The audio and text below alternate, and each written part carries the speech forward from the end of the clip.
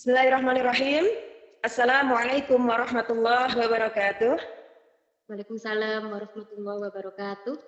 Alhamdulillahirabbil alamin. Allahumma shalli wa sallim wa barik ala sayyidina Muhammad wa ala ali sayyidina Muhammad. Bismillahi ma syaa Allah la yasnuqul khaira illallah, ma syaa Allah la yasrifu su'a illallah, ma syaa Allah ma kana min ni'matin fa min Allah. Masya Allah la haula wa la quwata illa billahil aliyyil azim. Qala rabbi shrah li sadri wa yassir li amri wahlul 'uqdatam min lisani yafqahu qawli waj'al li waziran min ahli. Qala ta'ala fi kitabihil karim wa huwa asdaqul qailin. A'udzu billahi minasy syaithanir rajim. Bismillahirrahmanirrahim. Qul bi fadlillahi fa bidzalika falyafrahu. Huwa khairum mimma yajma'un. Shadaqallahul azim. Amma ba'du. Yang sangat kami ta'zimi, yang kami cintai dan kami rindukan semua fatwa-fatwanya, nuwun injih guru kita bersama yaitu Ning Hajah Nisaul Kamilah MSI beserta keluarga besarnya, kepada sahabat cantik manis moderator, kepada dumateng sedaya para bunyai saha para nawaning, Masya Allah, sedaya para ustazah, sedaya para hafizah, adik-adikku dan sahabat-sahabat Nopa, yaitu ngaji online di Pondok HUA.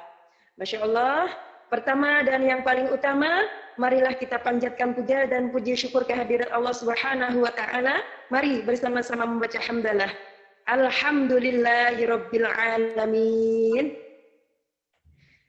Mudah-mudahan kita semua menjadi golongan hamba-hamba Allah yang pandai bersyukur karena ada janji manis dari pusat, yaitu la in syakartum la azidannakum wa la in kafartum inna azabi lasyadid. Siapa yang pandai bersyukur maka akan ditambah nikmat itu. Mungkin definisinya akan lebih memahamkan kalau seperti ini ya. Ketika kita memasak sesuatu, mungkin sayur yang enak, kemudian kita mengantarkannya kepada tetangga. Pasti yang kita beri akan mengucapkan matur nuwun, terima kasih. Nah, kita sebagai yang memberi pasti akan bilang sami-sami, ya nggih. Nah, seperti itu definisi dari la in syakartum la azidannakum. Ketika kita diberikan nikmat oleh Allah Subhanahu wa Ta'ala dan kita pandai bersyukur, berterima kasih, matur suwun ya Allah, gitu. Itu Allah akan membalasnya, menjawabnya dengan kira-kira kalimatnya, iya, podo, pengen tak kaya apa meneh awakmu. Sama-sama ingin dikasih karunia apa lagi kamu? Seperti itu mungkin kira-kira. Mudah-mudahan walaupun di Al-Quran sudah dicap la in wa qalilum min ibadiyasy syakur, amat sedikit hamba Allah yang bisa bersyukur, namun kita selalu mohon perlindungan, pertolongan dari Allah agar kita bisa selalu bersyukur. Kedua kalinya, mari bersama-sama membaca sholawat salam kepada baginda Nabi. Allahumma sholli ala Sayyidina Muhammad wa ala ali Sayyidina Muhammad. Salawat salam kita haturkan kepada baginda Nabi Muhammad sallallahu alaihi wasallam dan kepada para ahlul baitnya, para sahabatnya dan teruntuk untuk umatnya ila akhir zaman. Masya Allah, kepada beliaulah kita gantungkan nasib kita di dunia dan akhirat. Amal mana yang bisa kita banggakan untuk bisa bersanding dengan Nabi Muhammad kecuali lantunan solawat-solawat kita. Masya Allah. Karena apa? Mungkin ngaji kita masih ada riaknya. Mungkin sholat kita masih kurang khusyuknya. Sedekah kita pun masih sedikit.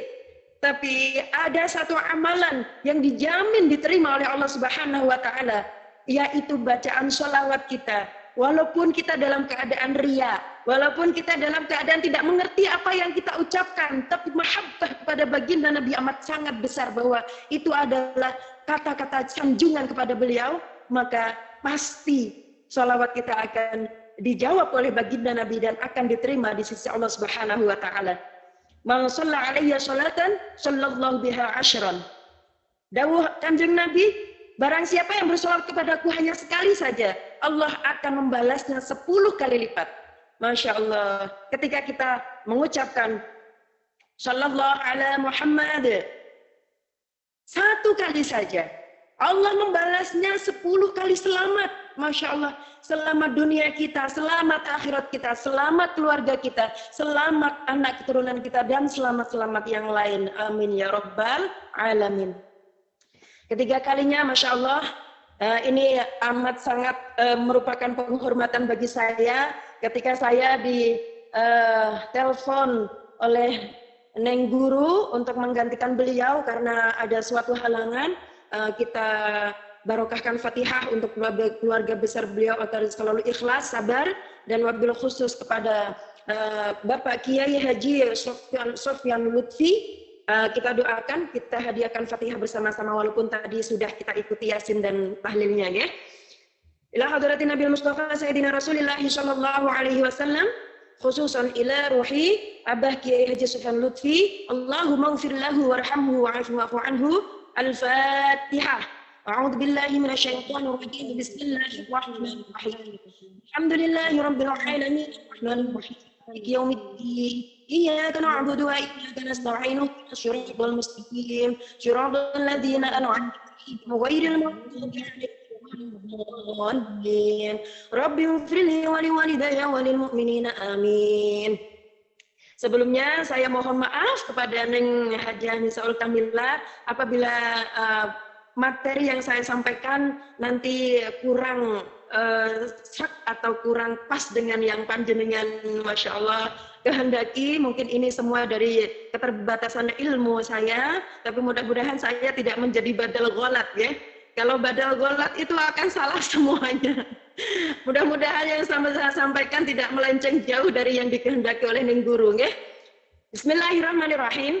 Kita akan mengangkat tema ini kita buka dulu ya. Kita karena ini adalah kajian yang pertama dalam Nopa, sebenar. Maka dari itu kita buka dengan bacaan Bismillah. Mari kita bersama-sama baca basmalah agar nyantri kita di Nopa kedepannya dimudahkan, dilancarkan, berkah nafi'ah. Bismillahirrahmanirrahim. Alhamdulillahirabbil alamin. Nah, untuk kali ini saya akan membawakan tema seperti yang dikehendaki oleh Neng Guru, yaitu perempuan dan badainya. Insya Allah badai yang kita hadapi tidak seserem badai yang kita bayangkan. Karena apa? Karena dekengannya awake dhewe ku lho pusat. Masya Allah. Saya akan mengutarakan sebuah kalimat. Mungkin Anda semua panjenengan sedaya akan setuju. Seperti ini. Menjadi wanita sholihah, tetap sholihah, dan selalu sholihah ketika suami tidak punya apa-apa, itu tantangannya lebih berat, surganya lebih indah daripada menjadi wanita yang sholihah, selalu sholihah, tetap sholihah di saat suami kita punya apa-apa. Setuju? Setuju, Ustazah. Setuju. Pada kesempatan kali ini saya akan menukil dawuh Sultanul Auliya Syekh Abdul Qadir Jilani radhiyallahu an dalam kitab manaqibnya, yaitu pasti sudah panjenengan familiar sedoyong ya. Bismillahirrahmanirrahim. Al-faqirus sabir afdalu minal ghaniyyish syakir. Al-faqirus syakir afdalu minhuma. Al-faqirus sabirus syakir afdalu minal kul. Mari kita kaji satu-satu ya. Pertama, al-faqirus sabir. Apabila ada perempuan yang badainya itu, Masya Allah, ditakdirkan Allah berada di keluarga yang Masya Allah kebutuhan ekonominya mendesak, tapi pemasukan berkurang atau tidak mencukupi pas-pasan, bahkan berkurang. Tapi perempuan itu tetap sabar menjalani hidup, tetap mempertahankan rumah tangga sedemikian rupa, tetap sabar mendampingi putra-putri, tetap sabar untuk merawat rumah dan lain sebagainya. Masya Allah, perempuan yang diberi badai seperti ini adalah Allah, tapi tetap sabar, maka surganya itu lebih indah, lebih tinggi daripada wanita al-ghaniyyi syakir, afdalu minal ghaniyyi syakir. Yaitu lebih indah daripada seorang perempuan yang diberikan nikmat oleh Allah berupa suaminya mungkin gajinya banyak, parasnya ganteng, romantis luar biasa. Tapi beliau selalu sholihah dan beliau selalu bersyukur. Perempuan seperti ini pun mulia. Cuman surganya lebih indah dibanding perempuan yang badainya fakir tapi tetap sabir. Karena apa? Al-ujrah biqadril masyaqqah. Upah itu sesuai dengan jerih payah. Panjenengan pasti setuju. Untuk menjadi wanita sholihah di dalam keadaan serba ada, itu mungkin lebih mudah daripada menjadi sholihah dalam keadaan serba terbatas. Panjenengan setuju? Setuju Ustazah. Berarti tidak melenceng kalau As-Sultanul Auliya dawuh al-faqirus sabir afdalu minal ghaniyyi syakir. Setuju nggih? Yes, setuju Ustazah. Kantos ngoten. Nomor kalih masyaallah. Al-faqirus syakir afdalu minhuma. Nomor 2, derajat yang lebih tinggi lagi ada loh. Siapa itu? Perempuan yang diuji dengan badai fakir, tapi dia tetap bersyukur. Loh, emang apa bedanya sabar dengan syukur? Kalau sabar, itu tetap menjalani kehidupan dengan, walaupun dengan tertatih-tatih, tersiok-siok, kemudian bangun kembali, bangkit kembali, berjalan kembali, tersiok-siok lagi, tapi tetap sabar menjalani kehidupan ini. Itu yang sabar. Tapi yang syukur bagaimana? Kalau yang syukur, apapun nikmat yang diberikan, walaupun dilihat dari kacamata umum, nikmat yang diberikan Allah kepada dia itu tidak banyak. Tapi dia selalu mensyukuri yang sedikit itu. Ya Allah, matur nuwun. Masih diberikan keluarga yang utuh, anak-anak yang sholih-sholihah, sebagai penyejuk hati, walaupun dalam keadaan kekurangan tapi tetap selalu bisa bersendagura sama anak-anak. Itulah perempuan yang penuh dengan rasa syukur. Lisannya tidak putus dari ucapan hamdalah, alhamdulillah, alhamdulillah. Masya Allah. Wah, perempuan yang dengan badai seperti ini tapi tetap bisa bersyukur. Janji Allah surganya lebih indah daripada si fakir yang sabar. Surganya lebih indah daripada si kaya yang bersyukur. Tapi ada lagi derajat yang lebih tinggi daripada itu. Apa itu? Al-faqirus sabirus syakir afdalu minal kul.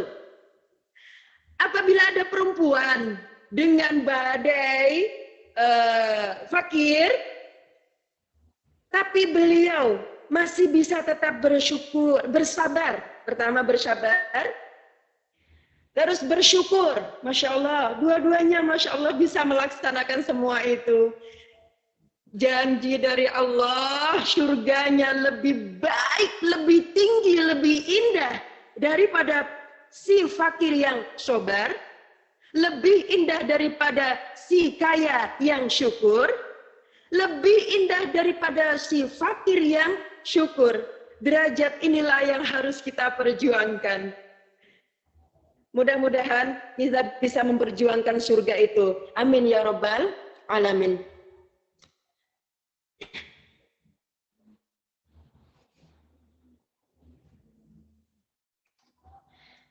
Allahumma shalli ala sayyidina Muhammad.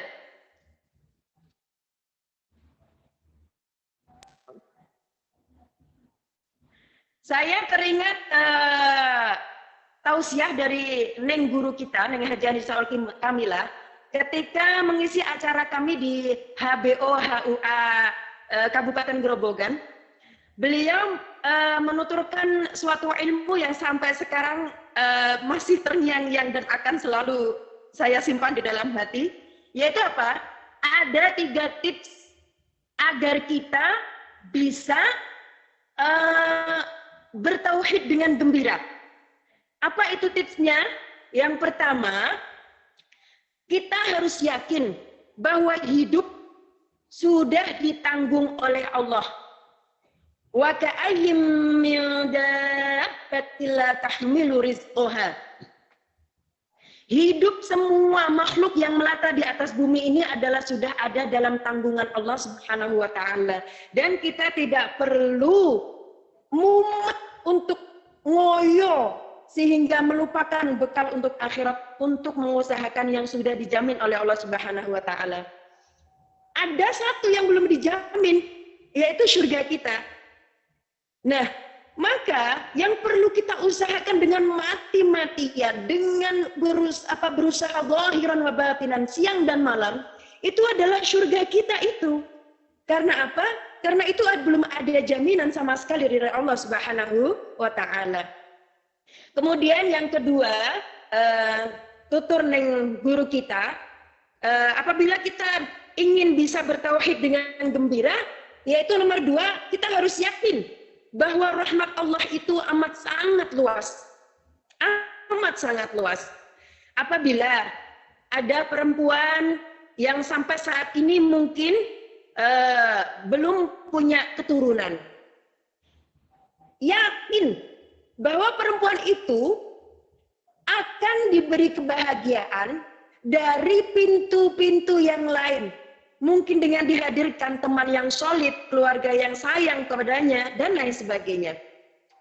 Apabila ada perempuan dengan badai, mungkin sampai saat ini belum bertemu jodoh, pasti Allah akan berikan kebahagiaan dari arah yang lain. Terus ada lagi, misal ada perempuan dengan badai yang mempunyai suami nggak ideal misalnya, ya. Jenengan bisa mengartikan sendiri suami yang nggak ideal itu yang bagaimana? Tapi yakin Allah akan memberikan kebahagiaan dari arah yang lain. Mungkin dengan sehat walafiat, dengan rizki yang lancar, anak-anak yang menjadi qurrata a'yun, soleh-solehah dan lain sebagainya. Allahumma sholli ala sayyidina Muhammad.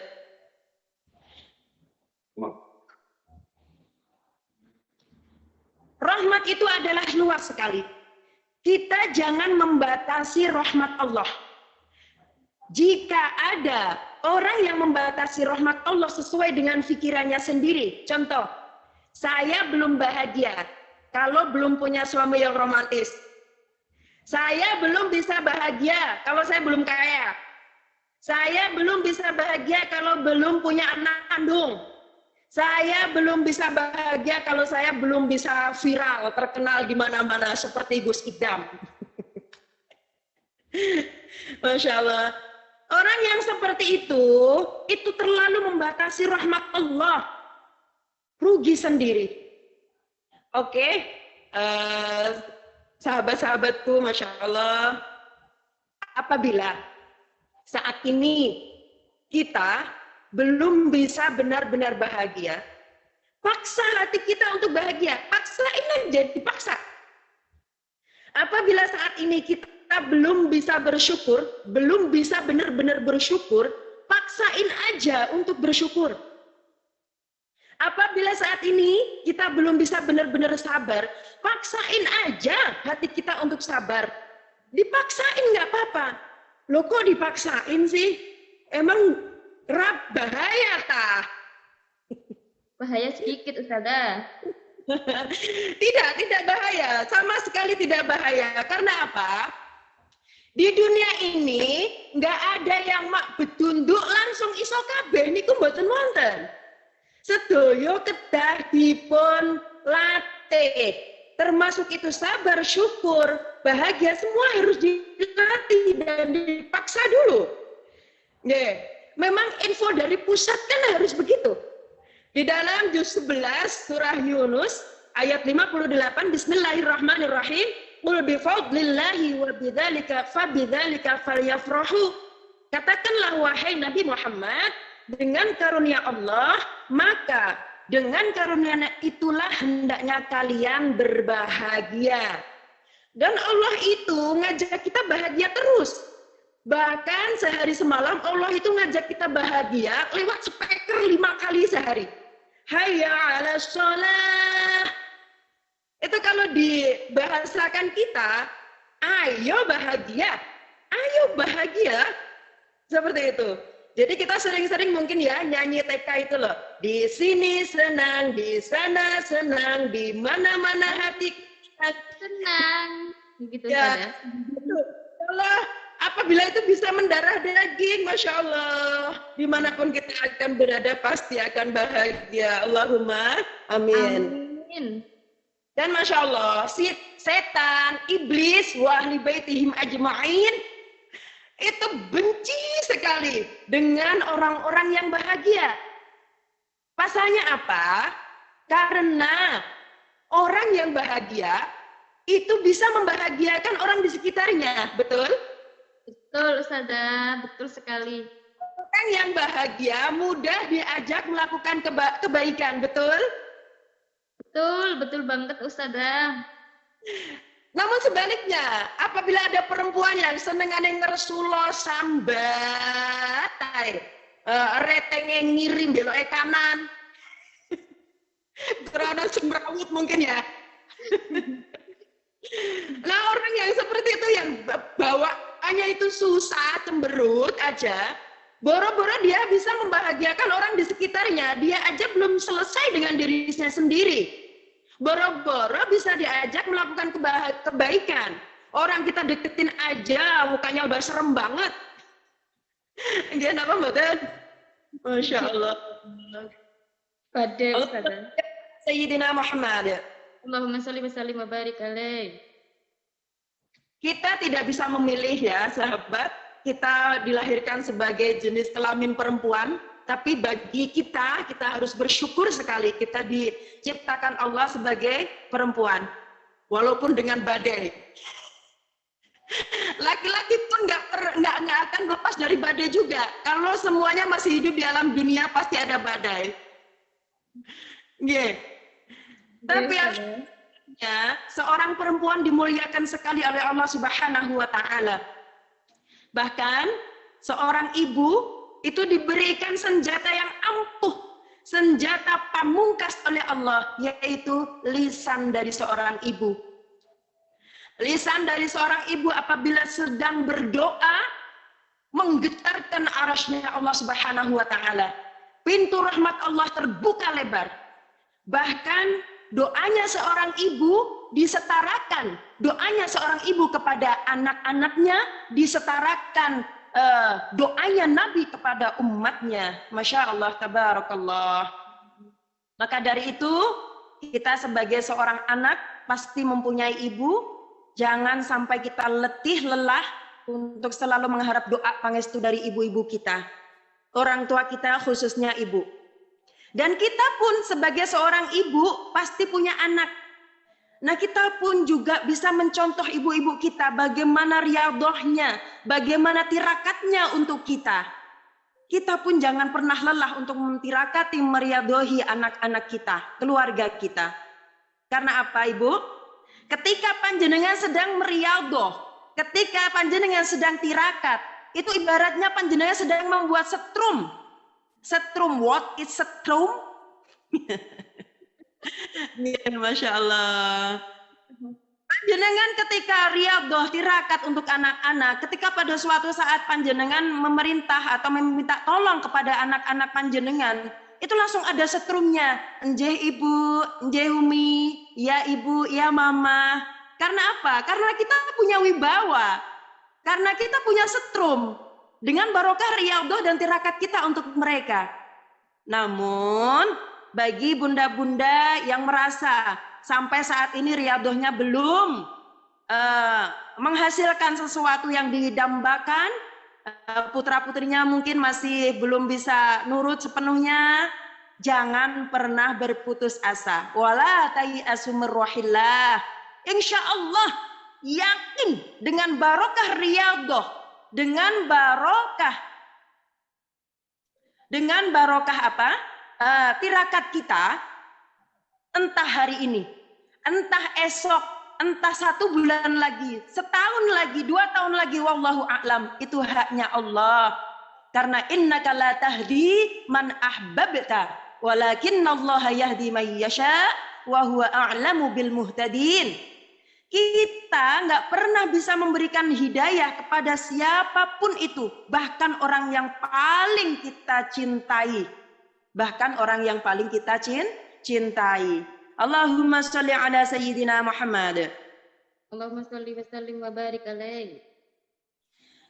Betapa pentingnya seorang ibu itu menjadi sholihah. Betapa pentingnya. Karena apa? Wanita, ibu yang sholihah, walaupun bersuami tidak sholih, itu akan mempunyai peluang melahirkan putra-putri yang sholih-sholihah pula. Faham sampai di sini?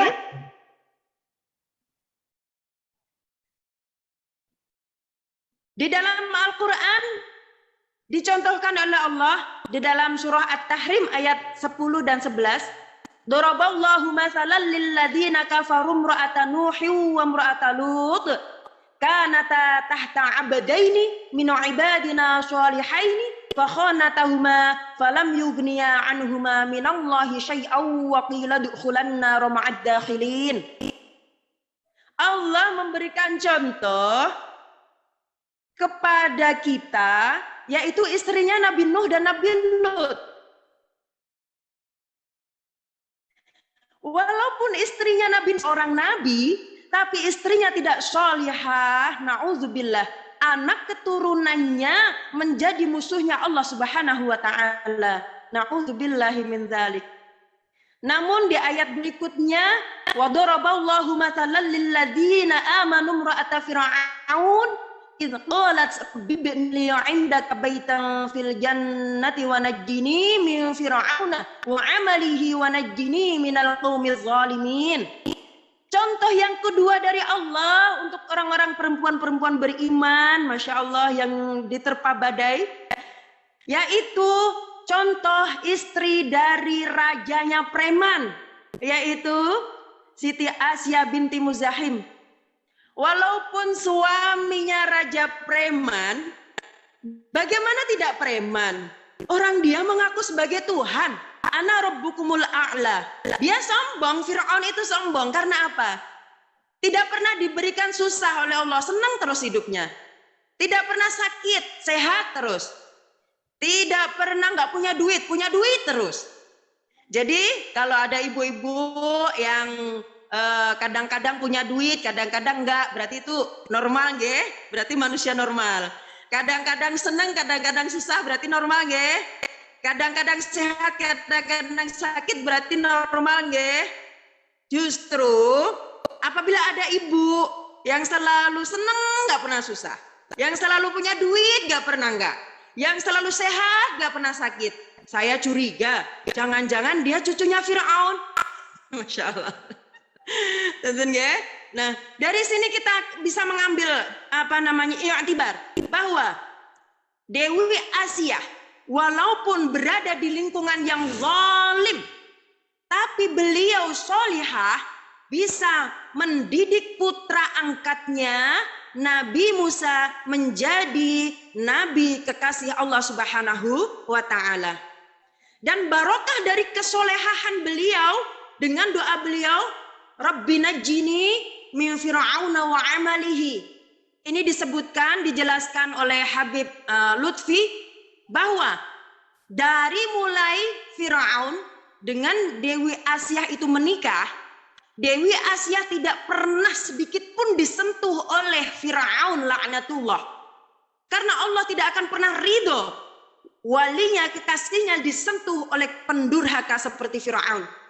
Jadi ketika Firaun mau berhubungan dengan Dewi Asia, Allah mengirim iblis setan yang diserupakan kepada Sayyidah Asia. Kemudian Firaun berhubungan dengan si iblis yang diserupakan oleh Dewi Asia. Allahumma sholli ala Sayyidina Muhammad. Ustazah, selanjutnya adalah sesi tanya jawab. Ini ada beberapa pertanyaan yang sudah masuk di chat obrolan, akan kami pilih yang sesuai materi ya Ustazah. Sebelum nanti ada 2 penanya open mic. Mohon izin membacakan Ustazah Eka. Pertama dari Mbak Julia. Dari Mbak Lilis Indriani. Ustazah izin tanya, bagaimana cara menyikapi kita dikala hati kita terluka, tidak dianggap atau di posisi yang tidak diinginkan? Kita sering disepelekan Ustazah. Mohon langsung dijawab Ustazah 1 pertanyaan itu. Kami tidurkan. Yang bertanya mudah-mudahan orang Jawa ya. Begini, kalau kita mau disegani, maka kita jadi duduh jangan aja, duduh sayur, jangan jadi manusia. Kalau kita pengen dihormati, ya kita jangan jadi manusia, jadi bendera aja. Setiap Senin dihormati sama anak-anak sekolah. Kalau kita pengen diregani, ya nanti kalau kita udah innalillahi wa inna ilaihi rajiun, kita akan diregani tetangga kita dengan beras 1 baskom, dengan gula 1 kilo mungkin. Masya Allah. Memang sahabat, ketika kita itu disepelekan, bahkan jasa kita tidak dianggap, Masya Allah, kita sebagai manusia biasa pasti terpuruk, menangis, ya Allah, bagaimana ini? Tapi apakah cukup kita menangis terus seperti itu? Tidak. Selesai menangis, kita tangiskan itu di atas sajadah. Kita haturkan kepada Allah, ya Allah, bukan ini yang saya kehendaki. Bukan ini. Saya hanya ingin dipandang oleh-Mu, ya Allah. Saya hanya ingin dipandang oleh Rasul-Mu, ya Allah. Walaupun jasa saya tidak dianggap oleh orang lain, bahkan orang terdekat saya. Ya Allah, saya berikan hati yang seperti gula. Doanya seperti itu. Gula itu apa?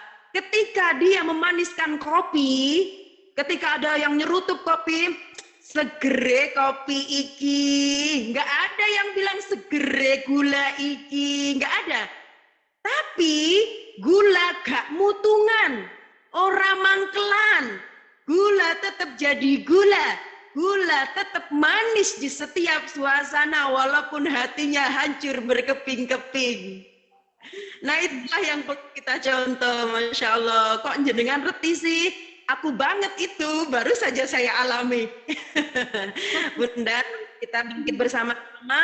Nggak ada yang bisa ngobatin hati kita selain kita sendiri. Pertanyaan selanjutnya ya Ustazah, dari Gia. Mbak Gia bertanya, Ustazah, bagaimana jika badannya seorang istri adalah suaminya suka selingkuh, tapi suami tetap menafkahi lahir batin dan tetap perhatian anak-anak, tapi hobinya suka memberi perhatian dan uang kepada perempuan lain. Haruskah seorang istri tetap sabar dan menunggu suami bisa berubah? Terima kasih Ustazah, monggo dijawab. Iya. Aduh. Ini ada 2 ikhtiar Bunda. 1 ikhtiar doa. Lagi-lagi ada di dalam buku DDS. Itu ya. Untuk ikhtiar yang kedua yaitu ikhtiar dohir, ya memang panjenengan wajib untuk menasihati. Tapi biasanya kalau seorang laki-laki itu udah rumongso duwe koyo, rumongso duwe koyo itu nggak mau dinasehati, apalagi itu dinasehati istrinya. Hanya Allah lah yang bisa membolak-balikan hati. Insya Allah kalau jenengan riyadhahnya itu ikhlas, libitiwa imardatillah, insya Allah lambat lama, insya Allah suami panjenengan akan sadar pada waktu yang dikehendaki oleh Allah Subhanahu Wa Taala. Tapi ada sedikit cerita Bunda seperti ini. Ada seorang istri yang sowan kepada seorang ustadz. Ya ustadz, saya itu punya suami yang Masya Allah ahli maksiat. Tapi saya sudah berusaha berdoa, sudah berusaha menasehati, tapi dia tetap tidak mau taubat. Apakah saya harus berpisah dengannya ataukah saya harus tetap bertahan? Kata seorang kiai itu seperti ini. Ibu di rumah punya kulkas? Punya, kiai. Nah, kulkas itu fungsinya apa? Kulkas itu fungsinya untuk mengawetkan sayur, untuk mendinginkan, dan lain sebagainya. Apakah kulkas ibu masih normal? Masih. Masih dingin? Masih. Terus, apakah ibu kepengen kulkasnya dimasukin baju? Misal, untuk lemari baju.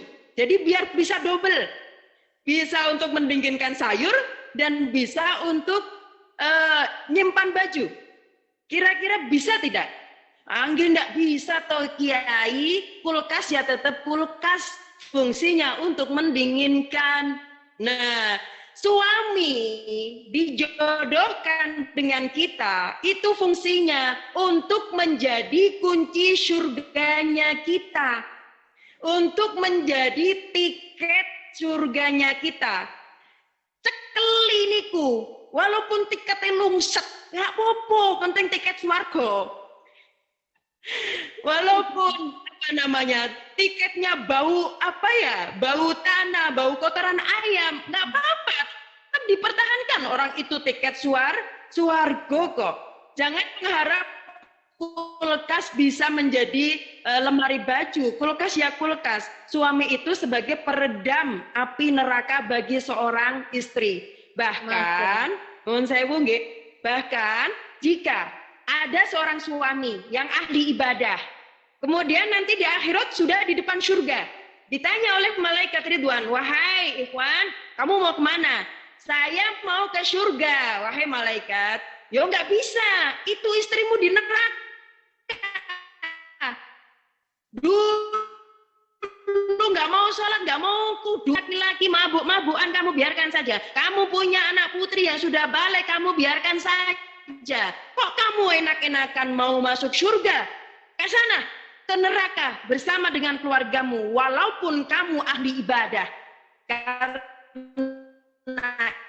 itu tanggungan laki-laki untuk wanita, ibu. Wahai ibu, ini kabar gembira bagi kita, bagi panjenengan khususnya yang sedang mengalami. Kita sebagai seorang wanita, surganya itu lebih mudah. Apa?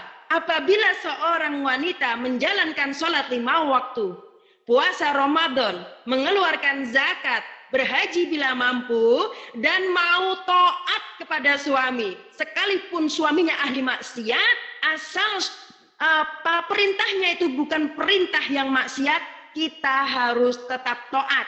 Apa hasilnya? Nanti di akhirat, ketika kita mau melenggang kantung ke surga, kita dipanggil dari pintu surga, semuanya memanggil nama kita. Kita tidak ada urusan dengan dosanya suami.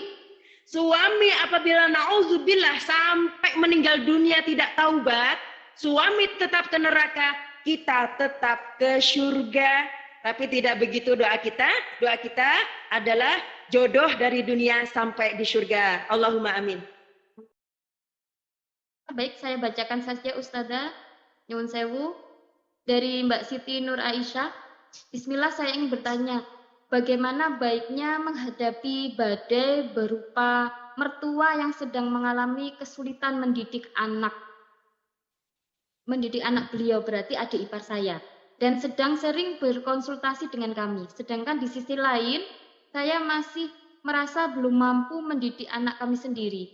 Bagaimana baiknya, Yani, agar kami bisa tetap memberi solusi jika kami ingin mengajak untuk riyadhah? Bagaimana bahasa dan caranya agar tetap santun, tak terkesan menggurui, begitu. Terima kasih banyak sebelumnya. Ini catatan pertanyaan dari Siti Nur Aisyah. Monggo dijawab Ustazah, ngapunten. Nggih. Panjenengan mungkin bisa memilih bahasa seperti ini. Ibu, kita sebagai manusia biasa, kita sudah berusaha nyekolahke, mondokke, ngandani bendino. Tapi lagi-lagi anak yang kita gadang-gadang mungkin belum sesuai dengan keinginan kita. Ibu, yuk panjenengan kulo ajak dengan jalan Riyadhah jalur langit. Biasanya Ibu, seorang ibu itu akan melakukan apa saja demi buah hatinya. Termasuk berlelah-lelah, berletih-letih Riyadhah nirakati, itu pun biasanya akan dilakukan sebagai seorang ibu demi pengen ngunduh anak soleh solehah. Panjenengan ibaratkan saja sebagai petani, Bu. Tiang tani niku ketika menanam padi dia berani kok berpeluh-peluh, berani bekerja keras dari menanam benih sampai memupuk, mengairi dan lain sebagainya. Tapi mereka walaupun berpeluh-peluh, kerja keras, tapi dengan senang hati. Karena apa? Karena ada harapan mau panen.